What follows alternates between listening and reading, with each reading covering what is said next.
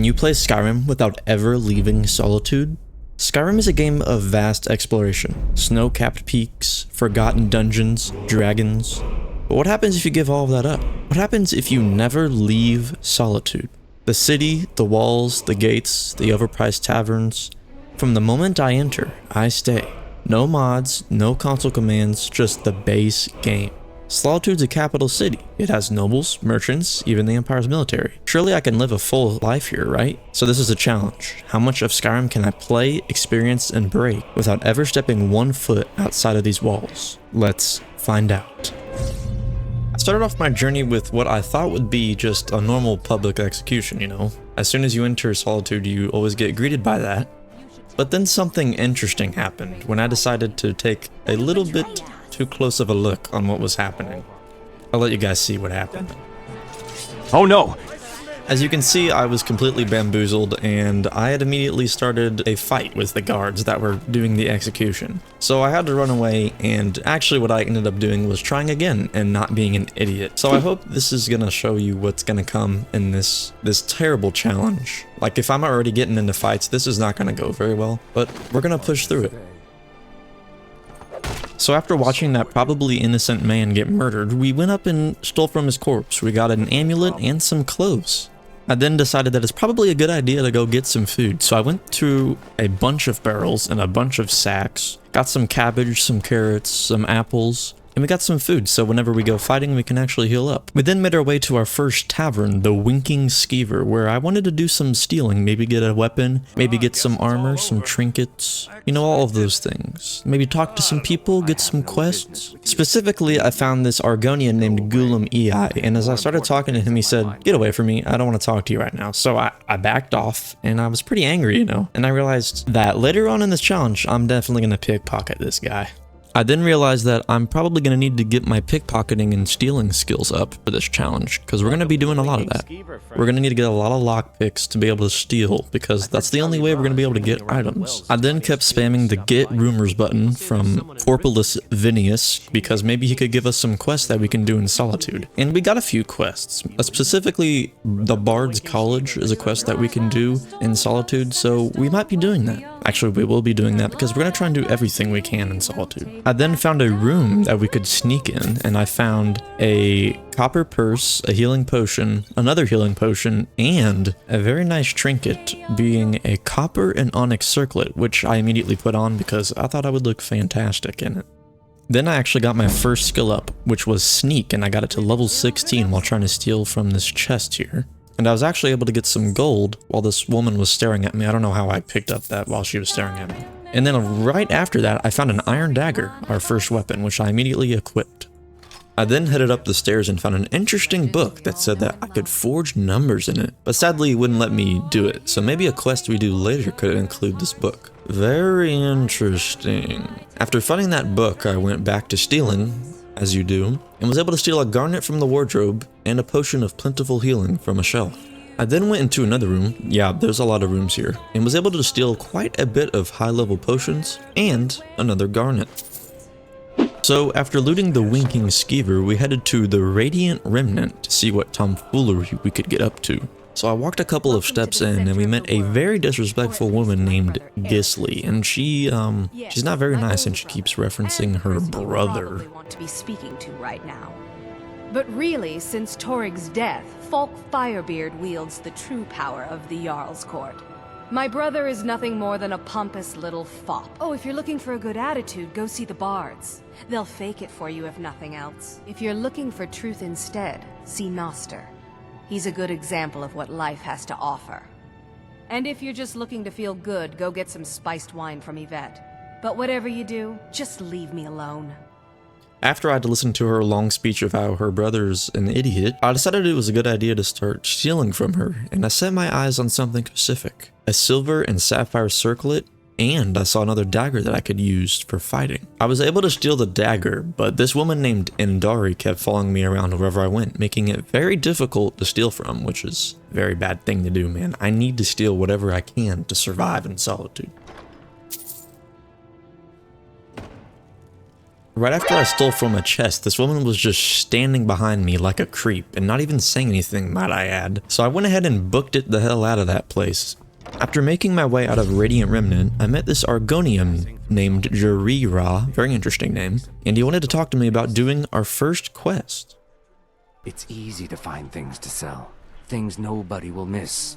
Things from underground, or just left lying around in someone's house. He wanted us to start stealing some things for him and maybe get a thing or two of our own, which I was very interested in because, you know, I've already been stealing a bunch of shit from these guys. Loaded with weapons and pay, but few people, and they pass through dangerous waters.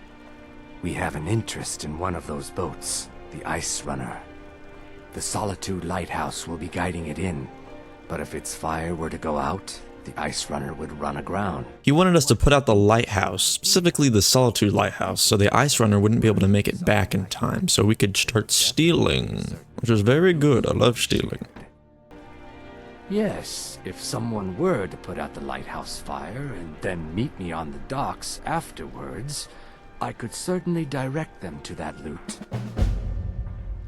But before doing that quest, I still wanted to take a little peek around the town, specifically in the Bits and Pieces store. I found that they have a lot of locked up weapons, which will be very important for later. As for right now, I don't have any lockpicks I can use, so later we will come back to this place and get some upgraded weapons. I then proceeded to leave the Bits and Pieces and found this woman named Ildi, who talked to us about joining the Bard's College in Solitude. Wanderers like you should think about applying. After that, I made my way to Advar's house and was able to steal a very nice item, an iron helmet, to protect my noggin. After stealing that really cool helmet, might I add, I left Advar's house and met this interesting individual named Dervinin. My master has abandoned me. Now he refuses to even see me. He says I interrupt his vacation. Last I saw him, he was visiting a friend in the Blue Palace. But no one is mundane. No, he went into the forbidden wing of the palace to speak with an old friend. Said it had been ages since they had last had tea. Oh, and you'll need the hip bone. It's very important. No entering Pelagius's wing without that.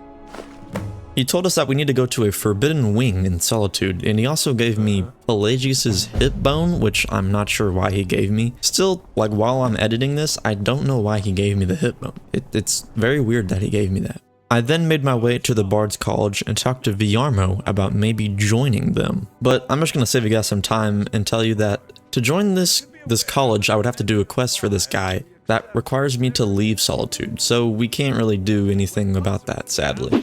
So after getting disappointed, I decided to make my way to the Blue Palace, intending on finding that forbidden wing that we might be able to get access to. Absolutely not. That wing has been sealed for hundreds of years. And for good reason. They say the ghost of Pelagius the Mad still haunts it. I got rejected by the first man I talked to, but the second lady said it was very dangerous to go in there, but that I might be able to get in there, as she gave me a key to the forbidden wing. Really want to. Just be careful of the ghost. He snuck up on me once and scared me sick. It took a week for me to feel better. I then made my way to the Pelagius wing that looked very haunted, and there was cobwebs everywhere, and there was dead trees everywhere. It didn't look too good at all. You know, I actually was starting to doubt what I wanted to do here, and I thought of leaving, but you know, I stuck to it because we're gonna have to do this quest if we want to do everything in Solitude. Oh my, dude, this is creepy. I then suddenly lost all of my items and got teleported to a mysterious place that looked like Silent Hill, which is not a good sign. Not a good sign at all for me. So many undesirables to contend with. Naysayers, buffoons. Oh my. At this point, I realized that I'm a completely different person standing in front of the guy that was haunting these halls, Pelagius the Mad, who was talking to someone that I haven't met either. What? Do without you? Dance, sing, smile. My sweet homicidally insane Pelagius. Are the best septum that I don't know about that. Apparently his name is Sheogorath, and he's talking to Pelagius the Mad about how he's going insane, and that he's one of the best septums to ever live, but he's not better than, he's not better than that Martin fellow. So basically he's just rambling on and on about things that I've never heard about before, so I decided to take a seat and try and learn as much as I could from this guy. Yes, yes, as you've said countless times before. Harumph! Well then, if you're going to be like that, perhaps it's best I take my leave. A good day to you, sir. I said good day! Yes, yes, go. Leave me to my ceaseless responsibilities and burdens. How rude! Can't be bothered to host inside the mind of Pelagius, silly. Oh, of course. Is it your first time? Yeah. Really? Oh, This guy's a character. a song! A summons! Wait, I know! A death threat written on the back of an Argonian concubine! Ah, those are my favorites. So yeah, this guy might be a little bit mentally unstable, just a tad, you know. He's showing some signs of being like that. But you know, I just had to play along because I didn't want to be trapped inside this guy's mind for any longer than I had to. I was asked to retire you. Retire? That does not say retire, Nick. It says retrieve. Were you now? By whom? Wait! Don't tell me. I want to guess. Okay. Okay, man. Was it Molag? No. Little Tim. The Toymaker's son, huh? Huh? The ghost of King Lysandas? Or was it one? Yes! Stanley, the talking grapefruit from Passwall. Ha ha! I'm wrong on all accounts, aren't I? Ha! No matter. Honestly, I don't want to know. Why ruin the surprise? But more to the point, do you, tiny, puny, expendable little mortal, actually think you can convince me to leave? Because that's crazy! You do realize who you're dealing with here. I have no idea who you are. Wrong! Actually, you do, sort of. I am a part of you, little mortal. I'm a shadow in your subconscious, a blemish on your You're part of me? psyche. You know me. You just don't know it.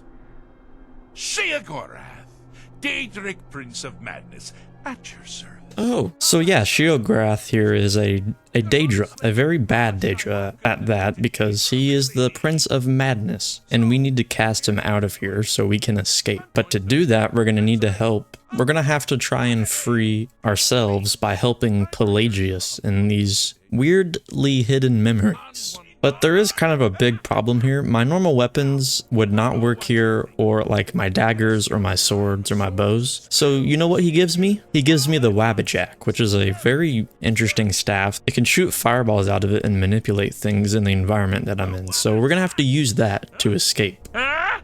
So we made our way to the first area, and suddenly I heard a voice in my head. You've headed down the path of dreams. Unfortunately for you, Pelagius suffered night terrors from a young age. All you need to do is find something to wake our poor Pelagius up. You'll find his terrors easy to repel, but persistent.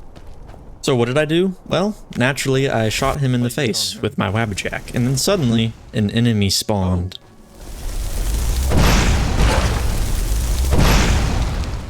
What? As soon as I hit the wolf with the Wabbajack, it suddenly turned into a friendly goat. That's pretty weird. Then a bandit chief came at me and I was able to pacify it as well by turning it into an annoying child, which is even worse than the bandit chief.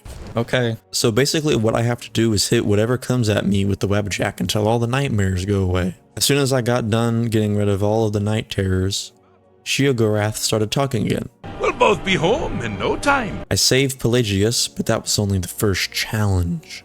So I moved on. Now this is a sad path.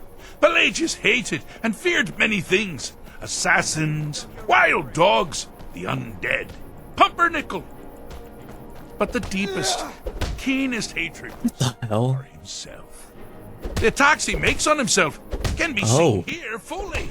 Anger's hitting confidence. Carried out on the weakest part of his fragile self. I had to help his confidence beat his anger by using the Wabbajack. I used the Wabbajack to make the anger get smaller and the confidence get bigger. This is a very weird way of expending emotions, but you know, I did it because I kind of have to get out of here. But eventually, we got it done, and Pelagius was now confident again. unlike me. Then I made my way to the final challenge. It was going to be a brawl. I had to change my Storm Atronach into other creatures to try and defeat the enemies. Wait a minute. This isn't working at all. After I realized that this wasn't working, I decided to use the Wabbajack on the spectators of the brawl, and suddenly a pack of wolves appeared to attack them, and I successfully completed the challenge. I then made my way back to Sheogorath, and he said this. Fixed is such a subjective term. I think treated would be a better word. far more appropriate, don't you? Like one does to a rash or an arrow in the face. Is that what you're gonna do to me? But no matter. Heartless mortal that you are, you've actually succeeded and survived. I am first to honor my end of the bargain. So, congratulations. You're free to go. I have been known to change my mind. So, go. Really. So, I successfully did it, but before I left, I had to try one thing. I used the Wabbajack on Sheogorath, and it did nothing. It did nothing. So, yeah, I sadly left to a boring life in Solitude. I don't know why this place sounds this creepy, but now I gotta find a way out of here, and I feel like it's not gonna be that easy. So, as Past Me mentioned, I had to find a way out of this haunted wing of the palace. I made my way down a set of stairs and found an old room filled with wine. But as I was exploring, I found something incredible. Oh, what was this? A skill book for increasing my lockpicking, which will come in very big handy if I was going to try and break into some houses or steal from some chests. I then was making my way out of the palace, and this happened. Oh fuck. I just got murdered by a chandelier. Yep. I got killed by a freaking chandelier. Don't know how it happened. Don't ask. Anyways, as soon as I left the palace and opened my map, it said I was in Whiterun. Did I just fail the challenge?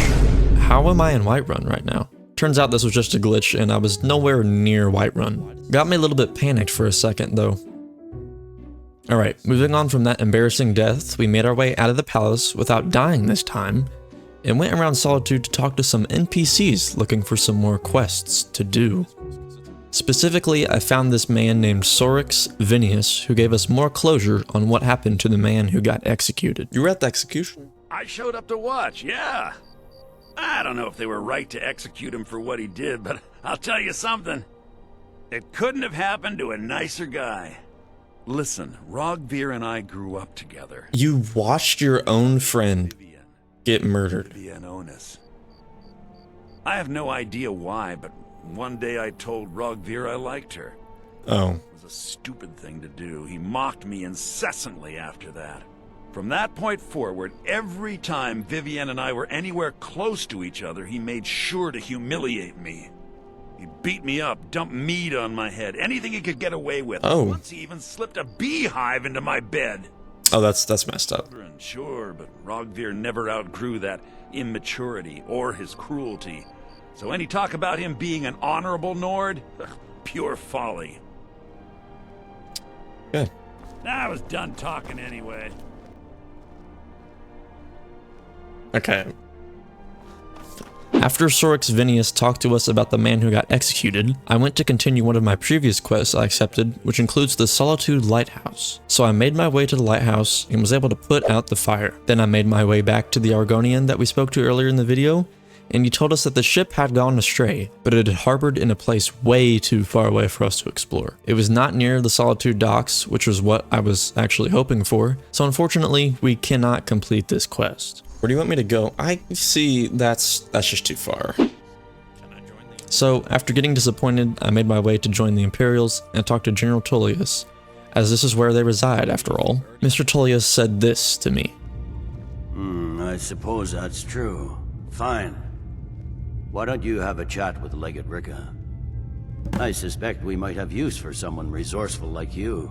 Not many survived. I'm telling you. Then, after Mr. Tullius said that, I went to talk to Legate Ricca, and she said this. I got for trouble. You survived Helgen?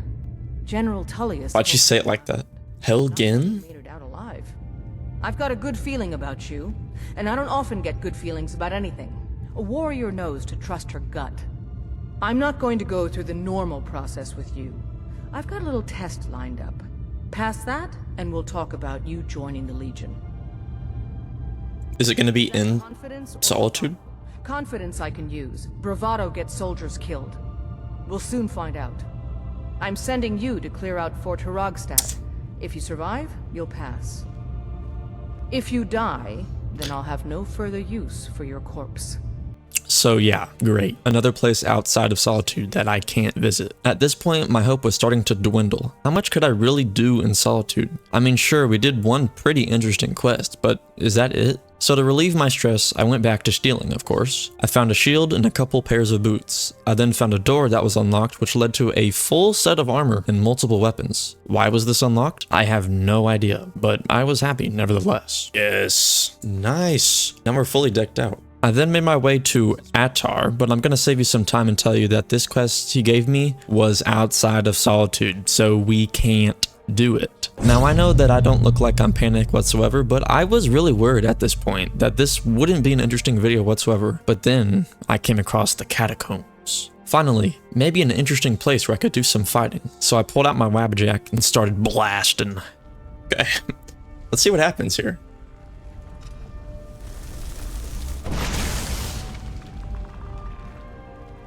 Okay. That's pretty good for me. I had finally found something worthwhile to do in this city, but after killing only about 4 skeletons, I realized that was probably the most exciting thing that's going to happen in this video, besides the Daedric quest. No more enemies, no more loot in the catacombs. I was filled with anger by this point. Is there really nothing else I could do in the city? I made my way out of the catacombs and walked up to a guard. I pulled out my wabjack and made my final stand. I did not want to be trapped in Solitude anymore. I needed to escape, and the best way to end this is in an epic battle. So I pulled out my wabjack and started blasting again. Might be the shortest finale of all time. Wait, I have so many apples and cabbage. This is what all that exploring has come in handy.